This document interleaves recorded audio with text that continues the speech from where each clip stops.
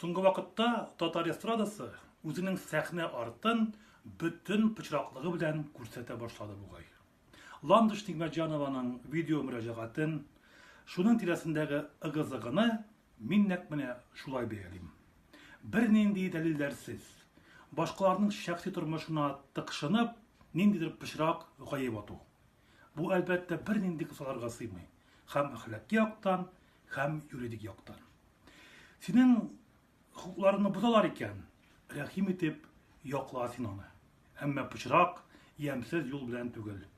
Бүгенге көндә хукукларны яклауның башка цивилизацияләре формалары да бар бит.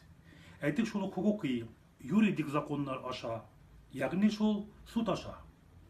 Мин Динә белән дә таныш түгел, Ландыш белән дә таныш түгелмен. Әмма Ландыш нәрсәдер әйтеп битерми кебек. Дөрес, аның видео мөрәҗәгатендә контракт турында, контрактны бозу белән бәйле штрафлар турында, авторлык хукукларын бозу турында кайбер сүзләр ычкынгалый. Бәлки конфликтның төп сәбәбен менә шуннан эзләргә кирәктер. Аннары тагын бер бик мөһим мәсьәлә. Контрактны кем боза икән соң? Барыслармы? Әллә җырчылар үзләреме? Чөнки кайбер мәгълүм даирәләрдән бу хакта да төрле фикерләр ишетелгәли. Мин кайвакытта аптырап куям.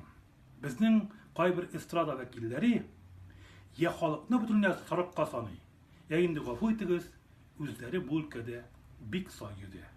Бу минем шәхси фикерем иде.